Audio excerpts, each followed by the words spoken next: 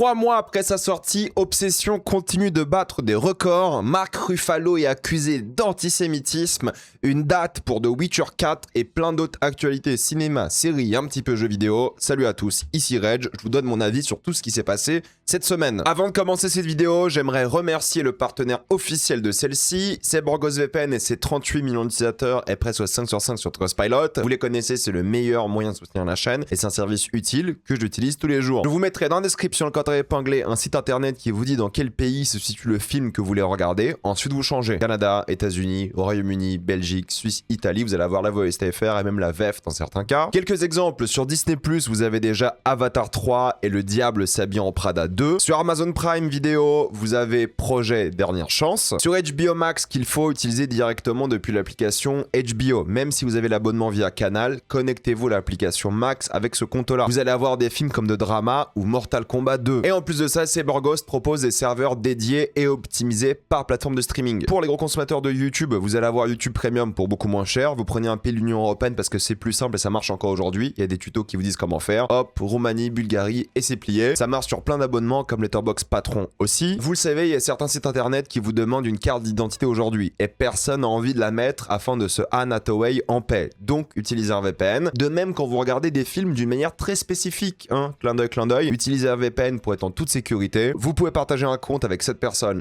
Total, c'est disponible sur tous vos appareils préférés et c'est super simple d'utilisation. Vraiment, tout le monde peut le faire en quelques clics. Vous pouvez essayer par vous-même car vous êtes satisfait ou remboursé sous 45 jours et vous avez une assistance technique en français 24h7. Utilisez le lien dans la description, encore épinglé, afin de vous abonner à BorgosVPN et bénéficier de 83% de réduction plus 4 mois gratuits. Foncez sur l'offre. La première actualité là, assez rigolote, c'est le film Mutiny avec John Statham qui est sorti chez nous en salle, qui est disponible en 4K sur internet. Et vous dites, bon bah parfois ça arrive, parfois un film étranger sort chez nous en salle, mais il est sorti, je sais pas, sur Amazon Prime, aux États-Unis, en Allemagne, en Italie, en Argentine, je n'en sais rien. Mais non, c'est pas ce qui s'est passé. En gros, sans faire exprès, ils ont mis le film en entier, de manière légale entre guillemets, genre c'est pas sur un site de piratage ou un leak ou quoi, ils l'ont mis sur Amazon Prime. Ils ont mis le film en mode regardez, c'est la nouvelle sortie avec John Statham, le film est dispo. Mais ce film-là devait avoir une sortie salle. Il est en train de l'avoir cette sortie salle. Mais le film est quand même sorti légalement, en théorie, genre si vous étiez sur Amazon Prime aux États-Unis, vous cliquez dessus, vous auriez pu regarder le film sans aucun problème. Parce que c'était de votre droit, c'était pas genre un piratage ou un truc où le film a fuité sur les réseaux. Non, légalement, ils l'ont mis. Par erreur évidemment, et vous pouviez le regarder. Et là, bah du coup, le film est disponible en 4K sur internet pour tout le monde, illégalement, là, pour le coup. Mais en tout cas, voilà, le film est disponible en salle, mais aussi sur internet à cause d'une erreur. Donc forcément, d'un point de vue légal, il y aura plein d'embrouilles avec les différents distributeurs, que ce soit en France, que ce soit aux États-Unis, parce que du coup, ils ont ruiné la sortie salle. Parce que le film est sorti avant en streaming, gratuitement pour les gens qui avaient Amazon Prime, alors qu'il devait sortir en salle dans plein de pays différents, à des dates différentes parfois même. Donc voilà, c'est pour ça que le film est déjà disponible en 4K pour ceux qui se posaient la question. Si on parle de cinéma, il y a Tombé du ciel et de la comédie française qui ont dépassé le 1 million d'entrées. Ils vont sûrement atteindre ces deux films le 1,5 million, voire un petit peu plus. Tombé du ciel m'intéresse pas du tout, c'est pas mon genre de film. De la comédie française, c'est sympa. Je l'ai vu, j'en ai parlé sur TikTok et Instagram. Ça se regarde bien, c'est divertissant, il y a un petit truc. Donc franchement, ça je peux le conseiller, mais Tombé du ciel, c'est pas du tout mon délire, donc je vais pas donner mon avis dessus. Resident Evil a diffusé une bande-annonce avec des passages en première personne. Vous savez, le film sort dans quelques semaines et ça a l'air trop bien. Je suis désolé, hein. Zach Rager, il a l'air d'avoir complètement compris Resident Evil. Il a l'air de faire le premier vrai bon film Resident Evil de l'histoire du cinéma. Et les passages en première personne sont terrifiants. De ce qu'on a vu là, moi je vois ce passage-là qui dure 2 secondes. Cette femme zombie ou quoi, infectée, on ne sait pas ce que c'est, qui court comme ça. Ça a l'air terrifiant. Il a l'air d'avoir vraiment bien mis en scène le film. C'est qu'1h30 en plus, ça va aller très très vite. Ça sera non-stop. On va se régaler.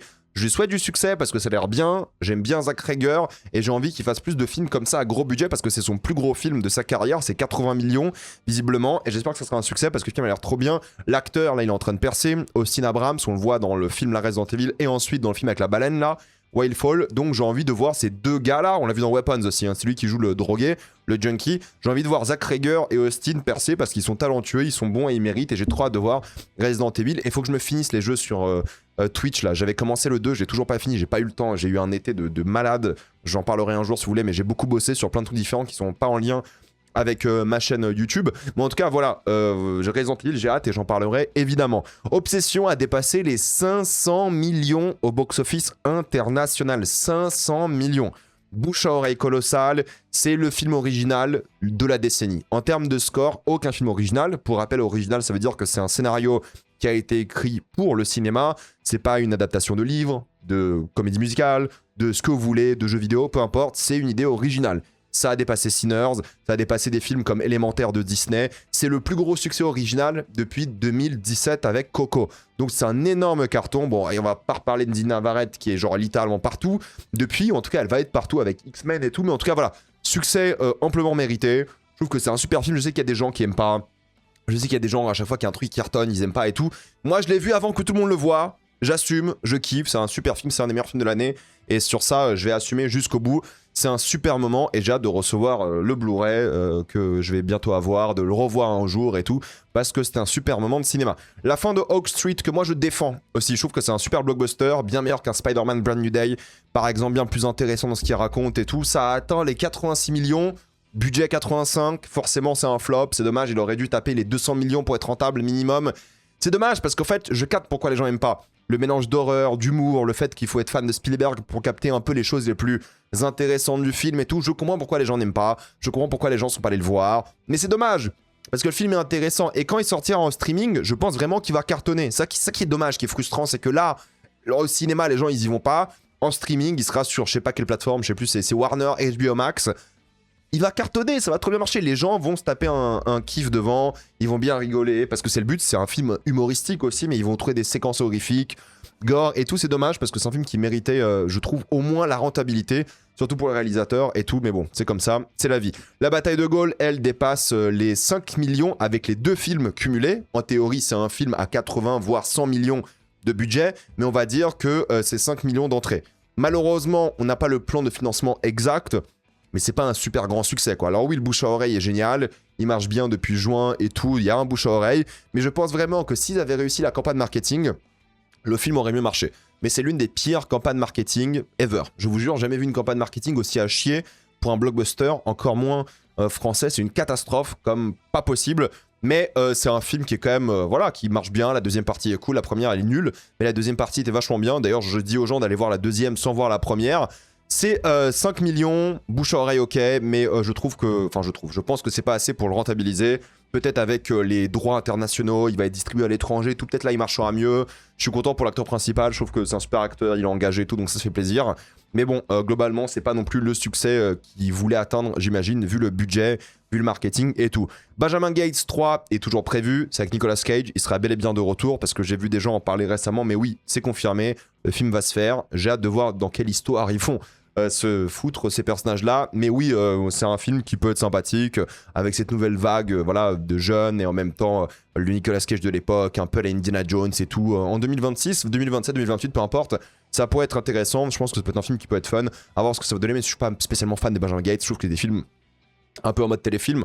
Qui sait, peut-être un renouveau, la nostalgie, peut-être ils vont faire un truc intéressant. À voir. Ang Lee a terminé le tournage de son prochain film, c'est The Gold Mountain, après 4 mois de tournage, donc c'est quand même un gros projet, mine de rien, c'est le premier film de Ang Lee en 8 ans, et ouais, ça fait un bail. Donc Ang Lee, bah, franchement, c'est l'un des réalisateurs les plus intéressants de tous les temps, il est encore en activité, ça fait plaisir, donc j'ai trop hâte de voir son film qui sortira normalement dans 1 an ou 1 an et demi, peut-être fin 27, on verra bien. Zack Snyder n'arrive pas à trouver un distributeur pour son film The Last Photograph, c'est son Apocalypse Now. Apparemment, c'est un film qu'il considère extrêmement violent et c'est pour ça qu'il a du mal à trouver donc un distributeur. Écoutez, Zack Snyder, moi je suis pas fan, j'aime pas ce qu'il fait d'habitude, j'aime bien 300, j'aime bien son film Dawn of the Dead et tout, mais globalement, son film d'animation aussi, Gaoul, j'ai bien aimé, mais le reste, vous savez que j'aime pas ce qu'il fait. Le teaser de son film, ça a l'air ok, mais si c'est son Apocalypse Now, j'ai envie de lui donner une chance quand même, parce que même si moi j'aime pas Zack Snyder, je vais quand même voir ses films. Rebel Moon c'était une catastrophe, ok, mais là, un truc un peu plus ancré dans la réalité, un truc moins SF, moins super-héroïque, peut-être ça lui irait mieux en réalité. Je n'en sais rien, parce qu'il a pas fait un film un peu, entre guillemets, réaliste depuis extrêmement longtemps, mais j'ai envie d'être quand même assez optimiste, parce que c'est un gars que je trouve sympa, même si j'aime pas ses films, il a quand même une énergie en dehors du cinéma que je trouve assez admirable et plutôt cool, il a vécu des drames assez tragiques en plus, donc j'ai un peu d'empathie pour lui, même beaucoup d'empathie pour lui, même si j'aime pas son cinéma. Là, The Last Photograph, ça m'intrigue. Et j'espère qu'il sortira pour que les gens le voient, parce que le film existe, il est prêt, il cherche un distributeur, il devrait même sortir en fin d'année s'il avait un distributeur, quoi. Donc à voir ce que ça va donner. Batman, si on parle de Zack Snyder, ça c'est marrant, mais le Batman du DCU, donc de James Gunn, serait potentiellement mis en pause.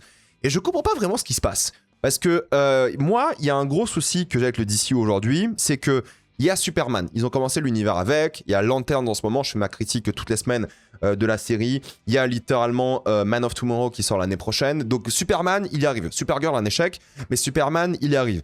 Batman, le gros problème qu'il a, c'est de Batman 2 de Matt Reeves avec Pattinson. Évidemment, il a envie de s'en débarrasser, il a envie de passer à autre chose, il a envie qu'il sorte de Batman 2 et 3 et qu'on passe à autre chose pour qu'il puisse lui présenter son Batman.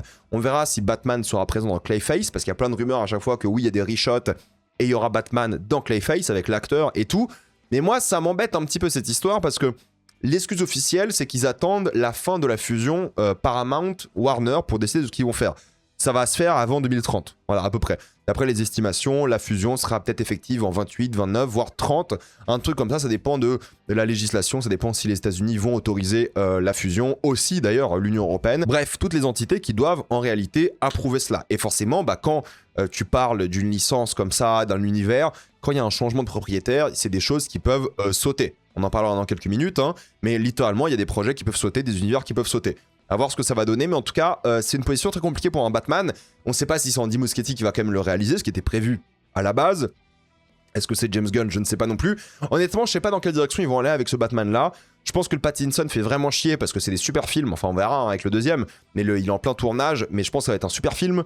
Le deuxième, en plus, Batman à Noël, ça a l'air vachement bien. Et là, James Gunn, un peu compliqué parce que je pense qu'il n'a pas envie d'avoir deux Batman en même temps au cinéma. Alors en comics, ça se fait aisément. Mais au cinéma, c'est un peu plus compliqué. Donc il est dans une situation un peu inconfortable. Moi, à mon avis, c'est qu'il devrait assumer. Il devrait quand même sortir un Batman. Peut-être pas en 2027 parce que voilà, ça va être trop short pour sortir un film.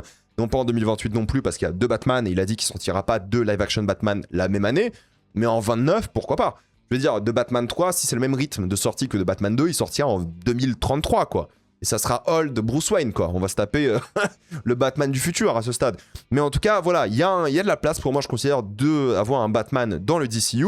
Tu peux aussi avoir Batman dans Clayface. Tu peux aussi avoir Batman dans une série télé. C'est moins impactant peut-être et tu peux le lancer comme ça petit à petit, ce fameux Batman. Tu peux l'avoir dans un gros film en 2029. Bon, moi je pense vraiment que de Batman, ça fait chier James Gunn. Et aussi la fusion Paramount-Warner avec l'échec de Supergirl qui est un énorme échec. Là, Clayface, on verra au cinéma. Lanterns, ça marche bien sur HBO Max pour l'instant. Mais bon, eux, ce qui les intéresse, c'est le box-office. Et on va voir si le box-office continue de bien marcher avec Man of Tomorrow l'année prochaine, qui sera l'énorme test de James Gunn. Il faudrait qu'il fasse plus d'argent que, évidemment, le film sorti l'année dernière, Superman, qui avait fait 600 et quelques millions. Il faudrait qu'il aille chercher les 700, 800 millions pour, voilà, mériter d'exister, quoi. Donc j'adore ce qui va se passer, mais c'est que c'est une situation vraiment compliquée pour James Gunn. Ensuite, nous avons le créateur des Sopranos, David Chase, qui va commencer le tournage de son prochain film, qui va s'intéresser à MK Ultra. Vous savez, c'était le système mis en place par la CIA pour contrôler les gens grâce à plein de méthodes scientifiques, dont le LSD. Une histoire de théorie du complot, de conspiration et tout, qui était vraiment un énorme truc à l'époque pour les Américains. Et donc il va faire un film sur ça. David Chase, il n'a pas fait grand chose depuis Les Sopranos, il a fait quelques petits trucs à droite à gauche, mais là il va revenir au cinéma avec un tournage là tout de suite en octobre et ensuite une sortie normalement pour l'année prochaine. À voir ce que ça va donner parce qu'en dehors des Sopranos, il n'a pas vraiment brillé. Mais on va voir, bénéfice du doute encore une fois. Ridley Scott se considère comme un influenceur, en rigolant, parce que Ridley Scott c'est un ragebaiter professionnel.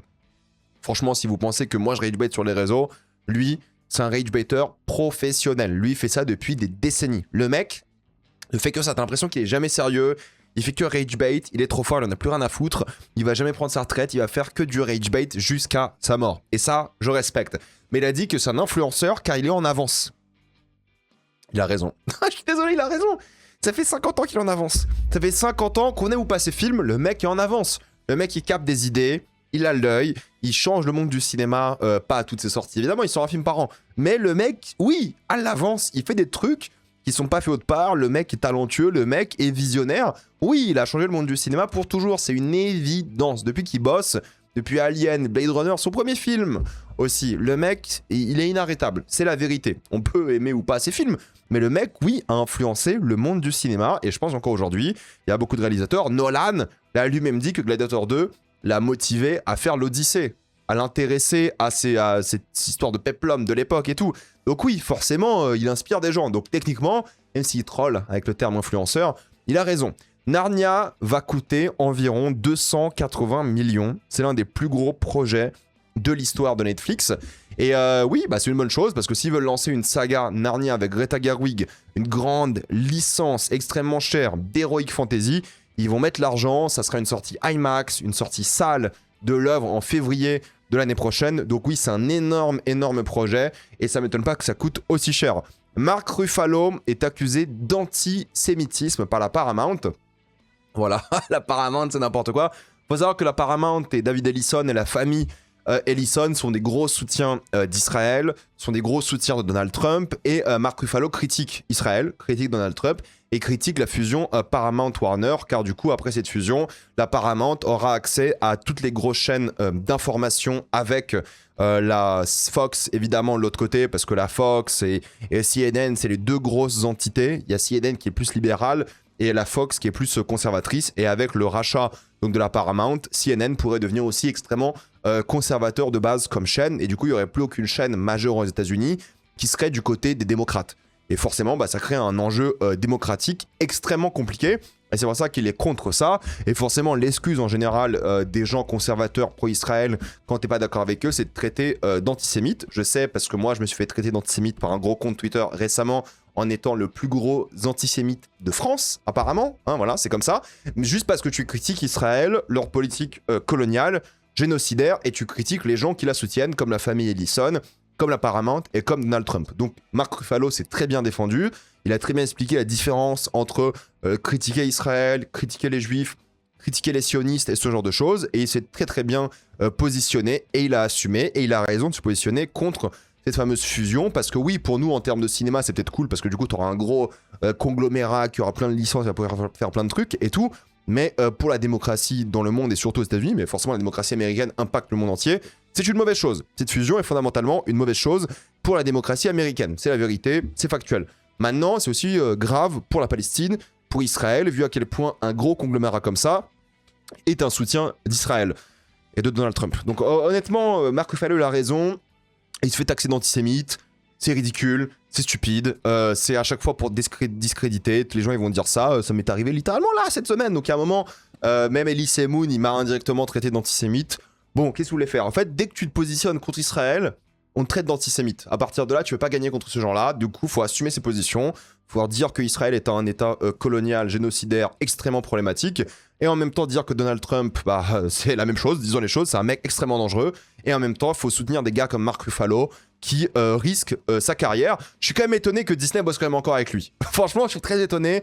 Je sais pas pourquoi ils font ça, Disney, mais c'est une bonne chose que Disney n'ont pas encore lâché Mark Ruffalo, même s'il y a des petites histoires où on sent que, voilà, il a quand même des jobs chez Disney. Il va quand même, alors on ne sait pas si Hulk va revenir, mais en tout cas, il fait une voix dans le prochain Pixar, Gâteau qui va sortir en 2027 et tout, donc il bosse encore chez Disney, alors qu'il a traité Disney de fasciste quand même. Hein. Mark Ruffalo, il n'en a rien à foutre. Mark Ruffalo, c'est un mec que je respecte énormément parce qu'il a la thune.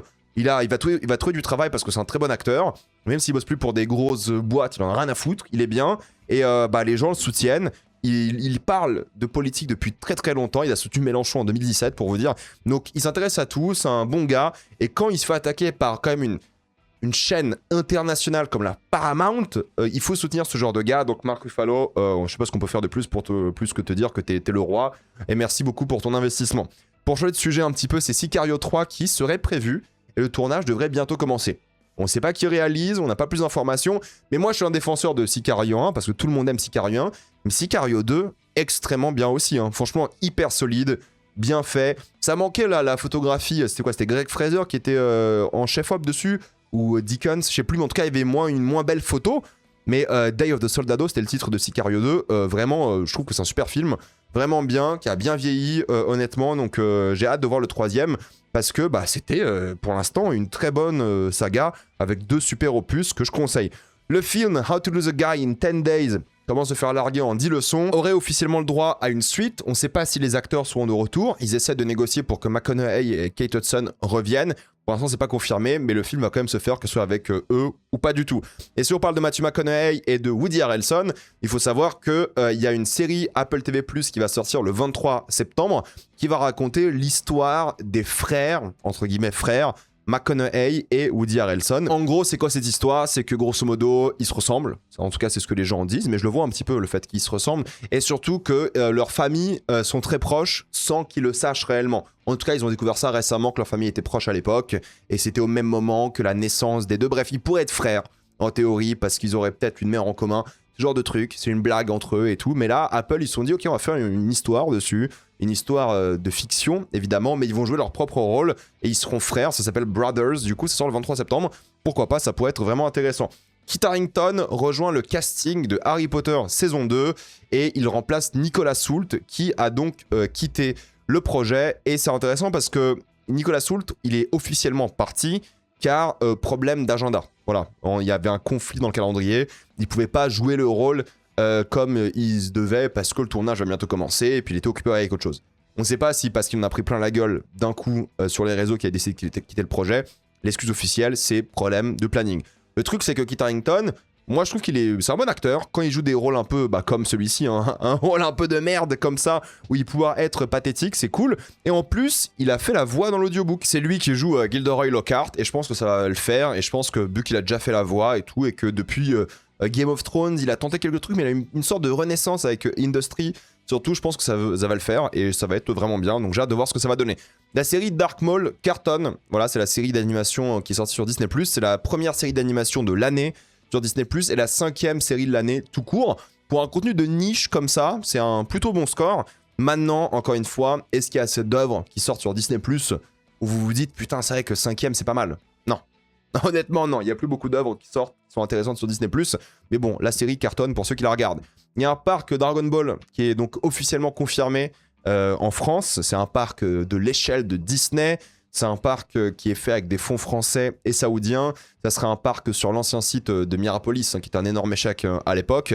Et why not? Honnêtement, il y aura 3 parcs au total, visiblement. Mais pourquoi pas? Moi, je pense que Dragon Ball, c'est une licence aujourd'hui. Et s'ils dérivent sur autre chose, qui font autre chose que juste Dragon Ball, mais d'autres animés, mangas et tout, je pense qu'il y a un gros potentiel. Ça peut être assez titanesque. Ça devrait sortir normalement, enfin, devrait ouvrir, pardon, réflexe, ouvrir normalement en 2031 si tout se passe bien. Mais je pense que ça peut le faire. Je pense que ça peut être intéressant. Je pense que ça peut bien marcher.